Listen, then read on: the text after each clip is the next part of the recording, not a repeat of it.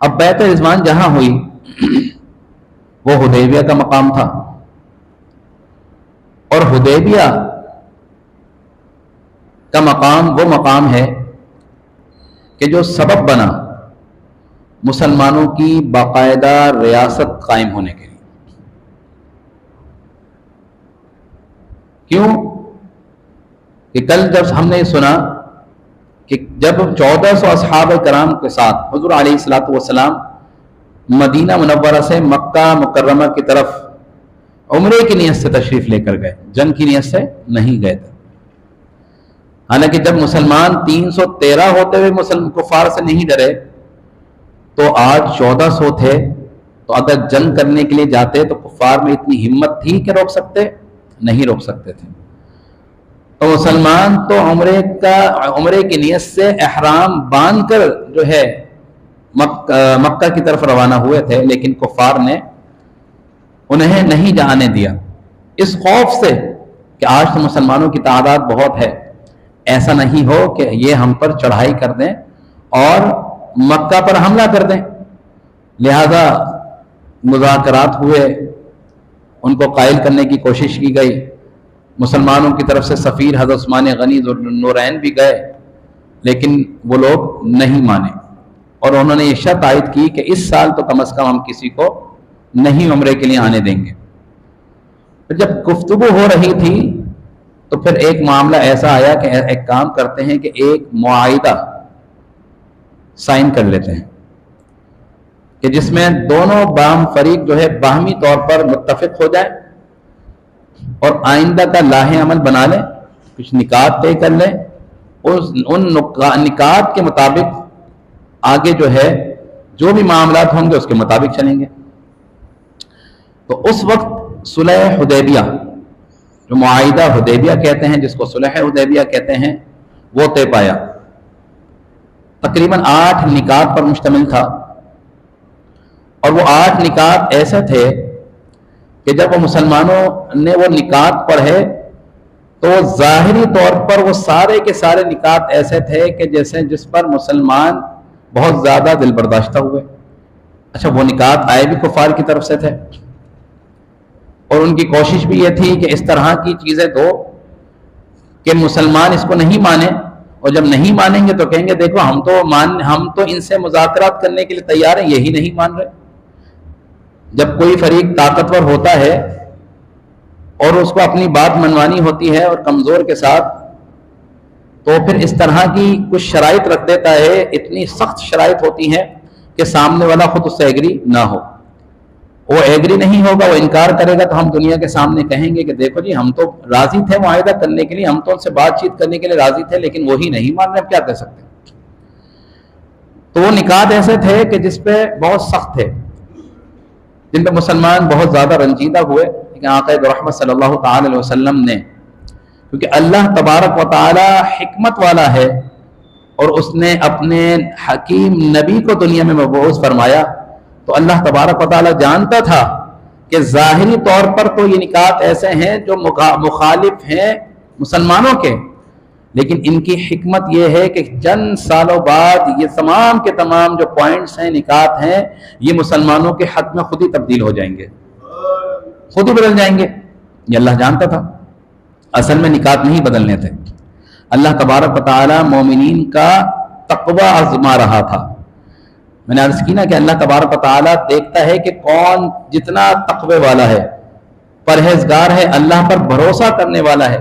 جو جتنا اللہ پر بھروسہ کرے گا تو اللہ تبارک و تعالی ظاہری طور پر جو چیز اس کے لیے نقصان دہ ہوگی، اسی میں اللہ تبارک و تعالی اس طرح کی حکمت پیدا کر دے گا کہ وہ ظاہری طور پر نقصان ہونے والی چیز اس کے لیے فائدہ مند ہو جائے گی، کیونکہ کام تو سارے اللہ تبارک و تعالی کے ہیں۔ تو لہٰذا وہ جو نکات تھے جو ظاہری طور پر مسلمانوں کے مخالف تھے، لیکن اللہ تبارک و تعالی کے نبی آخر الزمان صلی اللہ تعالی علیہ وسلم نے ان تمام نکات پر سائن کر دیے، مان لیے،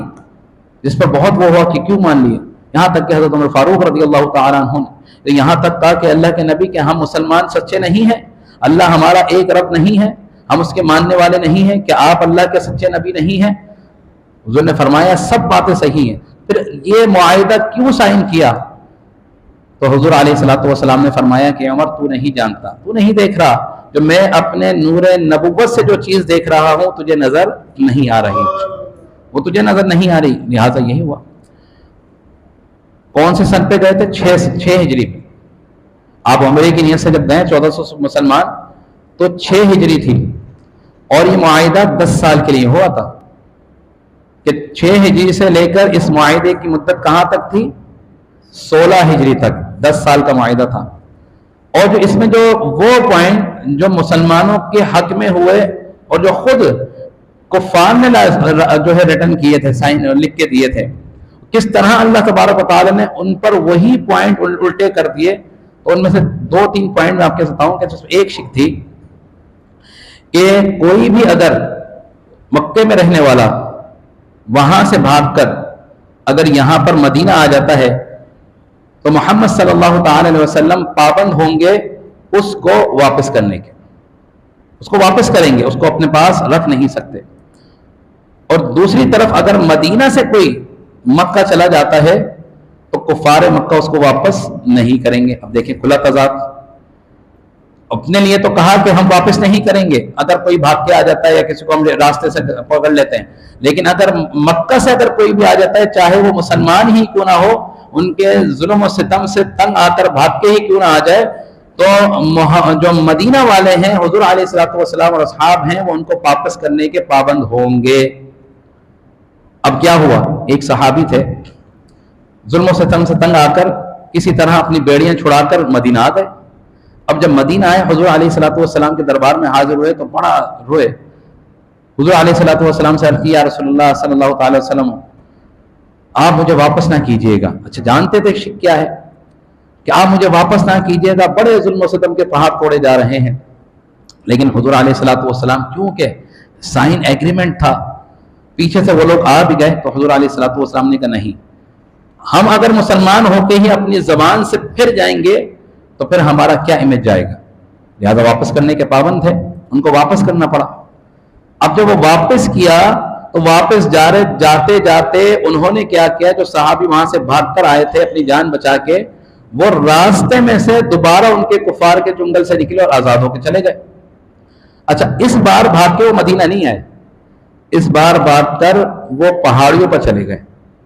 اور وہاں جا کر انہوں نے اپنی جو ہے ایک جو بھی وہاں سے مکہ سے بھاگ کر آتا، کیونکہ معاہدہ تھا کہ اگر مدینہ جائیں گے تو واپس کر لیں گے، تو اب کیا ہوا کہ انہوں نے ایک کیمپ بنا لیا، اب جو بھی مکہ سے مسلمان بھاگ کر آتا تو وہاں جا کر اپنی پناہ لے لیتا۔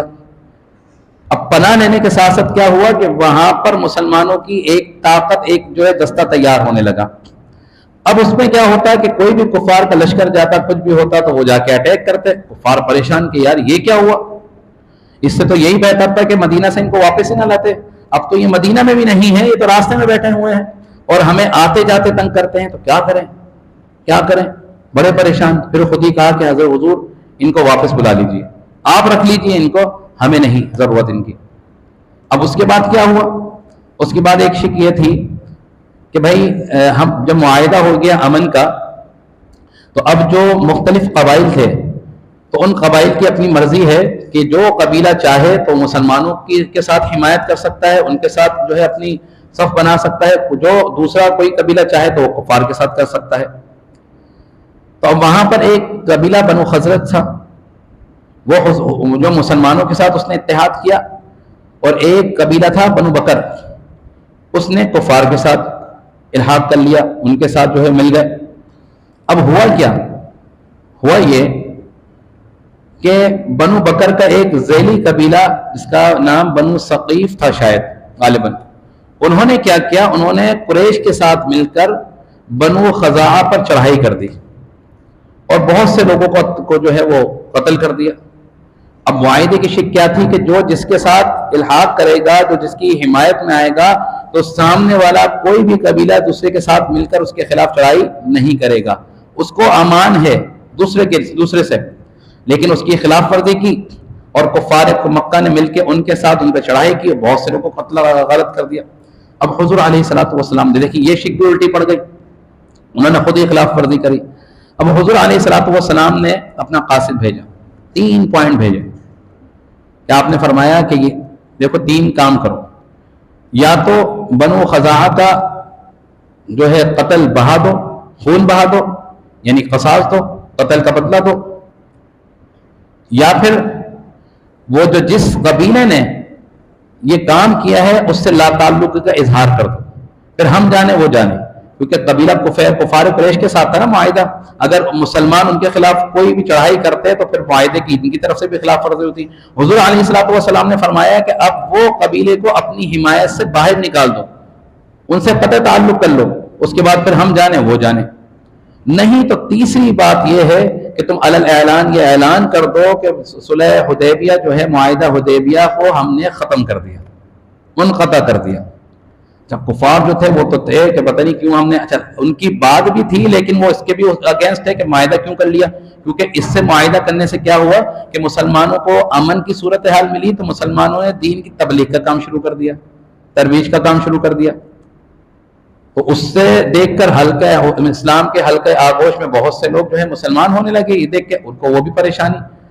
مطلب ہر چیز میں ان کا نقصان تھا، کہ کیونکہ جہاں مسلمانوں کا امن ہوا تو مسلمانوں کا بھی امن ہوا کہ ہم جنگ نہیں لڑنی پڑے گی، تو انہوں نے دین کی تبلیغ کے لیے اپنے کام شروع کر دیا، تو دھڑا دھڑ لوگ مسلمان ہونے شروع ہو گئے۔ تو اب انہوں نے جب حضور علیہ الصلوۃ والسلام نے یہ 3 شرائط بھیجی تو انہوں نے تیسری شرط کو فوراً یہ کہا کہ ہاں ٹھیک ہے، ہم نے اعلان کر دیا، معاہدہ ختم ہو گیا، ہم نے توڑ دیا۔ اب یہ معاہدہ ہوا کب تھا؟ 6 ہجری کو، نبوت ہجرت کے 6 سال۔ کتنے سال کے لیے ہوا تھا؟ 10 سال کے لیے۔ ختم کب ہونا تھا؟ 16 ہجری کو۔ صحابہ کرام اس معاہدے سے خوش نہیں تھے، کیوں کہ اس میں تمام کی تمام شکیں ایسی تھی جس سے بظاہر مسلمان جو ہے وہ جو ہے مغلوب ہونے کی پوزیشن میں تھے، لیکن اللہ تبارک و تعالی جانتا تھا، اللہ کا نبی نور نبوت سے یہ جانتا تھا کہ بظاہر یہ معاہدہ لگ ایسا رہا ہے، لیکن اللہ تبارک و تعالی اس معاہدے کی جتنی تدابیر ہیں ان پہ ہی الٹا فرما دے گا، ان پہ ہی الٹا فرما دے گا۔ اب خدا کا کرنا دیکھیے کہ جو معاہدہ 6 ہجری کو ہوا، 10 سال کے لیے ان کی اپنی ہی خلاف ورزیوں کی وجہ سے وہ معاہدہ جو ہے 2 سال میں ٹوٹ گیا فوراً۔ اب جب وہ معاہدہ ٹوٹ گیا تو مسلمان آزاد ہو گئے، اب ہم کچھ بھی کر سکتے ہیں، انہوں نے کہا ہم بھی کچھ بھی کر سکتے ہیں۔ تو اب کیا ہوا، جو 6 ہجری کو جو حضور علیہ الصلوۃ والسلام کی قیادت میں جو صحابہ کرام کی جماعت 1400 پر مشتمل تھی، عمرے کی سعادت کے لیے نکلی، تو لقد صدق اللہ رسولہ الرؤیا بالحق لتدخلن المسجد الحرام ان شاء اللہ آمنین، کہ اللہ تبارک و تعالی نے اپنے نبی کو یہ خواب دکھایا تھا کہ عن قریب تم بڑی شان و شوکت کے ساتھ مکہ شہر کے اندر داخل ہوگے۔ اور یہی بات آپ نے حضرت عثمان غنی رضی اللہ تعالیٰ عنہ کو جب ان سے مذاکرات کے لیے بھیجا تھا تو وہاں کے مسلمانوں کو بتائی تھی۔ آپ نے کہا تھا کہ ان کو بتانا کہ جب پریشان نہ ہو، بہت جلدی ہم انشاءاللہ مکہ کو فتح کر لیں گے۔ ٹھیک اس معاہدے کے 2 سال بعد حضور علیہ الصلوۃ والسلام 8 ہجری 10 رمضان مبارک کو مسلمانوں کی تعداد کتنی تھی؟ 10,000 کے قریب، 1400، اور جہاں 2 سال کا ان کو امن کا ملا تو اتنی تبلیغ ہوئی، اتنی ترویج ہوئی کہ 10,000 کے قریب جو ہے مسلمانوں کی تعداد تھی۔ حضور علیہ الصلوۃ والسلام نے مکہ جانے کا اعلان کیا اور اس مرتبہ مکہ کو فتح کرنے کی نیت سے نکلے، اور اعلان کر کے نکلے کہ ہم مکہ فتح کرنے آ رہے ہیں۔ 2 سال پہلے تو ہم عمرے کی نیت سے آ رہے تھے، تعداد 1400 تھی تو تم نے داخل نہیں ہونے دیا، اس سال ہم 10,000 کی تعداد لے کر آ رہے ہیں اور اعلان کر کے آ رہے ہیں، ہے ہمت تو آ کے ہم سے لڑ لو۔ اب اس کا نتیجہ کیا ہوا؟ مسلمانوں کی اتنی بڑی تعداد دیکھ کر جب وہ 1400 برداشت نہیں کر پا رہے تھے، 313 سے نہیں لڑ پائے تو 10,000 سے کس طرح مقابلہ کرتے؟ تو لہٰذا انہوں نے خود ہی سلنڈر کر دیا، کوئی جنگ نہیں ہوئی۔ حضور علیہ الصلوۃ والسلام اس شان سے جو ہے مکہ میں داخل ہوتے ہیں کہ آپ کا سر عجز و انکساری سے آپ کا سر اپنی اونٹنی کے جو پہان ہے اس سے لگ رہا ہے، اس سے جھک رہا ہے، آپ نے شال اوڑھی ہوئی ہے، اور عاجزی انکساری کا پیکر بن کر مکہ مکرمہ میں داخل ہو رہے ہیں۔ اور داخل ہونے کے بعد آپ نے سب سے پہلا کام کیا کیا؟ مکہ کے اندر بیت اللہ شریف کے اندر جو موجود بت تھے ان کو توڑا، ان کو نکالا وہاں سے، ان کو نکالنے کے بعد پھر آپ نے مکہ مکرمہ خانہ کعبہ کے اندر جو ہے نفل ادا کیے، اور اس کے بعد مکہ کی چھت پر چڑھ کر جو ہے خطبہ دیا، اور پھر پوچھتے ہیں آقا دو رحمت صلی اللہ تعالی وسلم کہ اے کفار مکہ، اب بتاؤ میں تمہارے ساتھ کیا کروں، تمہاری سرکشی کے ساتھ کیا کروں؟ اب کیا کرتے؟ خوف زدہ۔ تو انہوں نے فوراً کہا کہ آپ تو بڑے رحیم بھائی ہیں، اور آپ تو بڑے رحیم بھائی کے بیٹے ہیں، اور آپ سے ہمیں رحم کی توقع ہے۔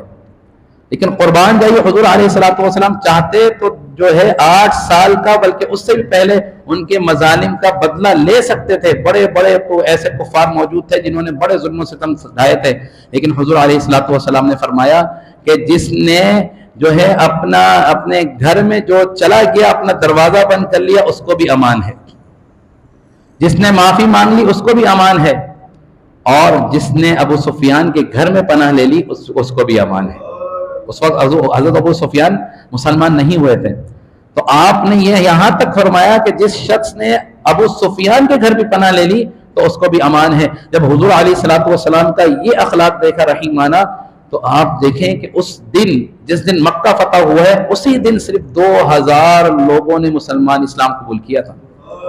2000 لوگوں نے اسلام قبول کیا تھا۔ تو یہ تھا حضور علیہ الصلوۃ والسلام کا حسن اخلاق، یہ تھی آپ کی شفقت، یہ تھی آپ کا کرم کہ آپ طاقتور ہوتے ہوئے بھی آپ نے درگزر کا دامن کبھی ہاتھ سے نہیں چھوڑا، اور یہی عفو درگزر دیکھ کے، یہی آقا علیہ الصلوۃ والسلام کے اخلاق کو دیکھ کے جوگ در جوگ جو ہے لوگ مسلمان ہوئے، اسلام قبول کیا، اور بڑے جو ہے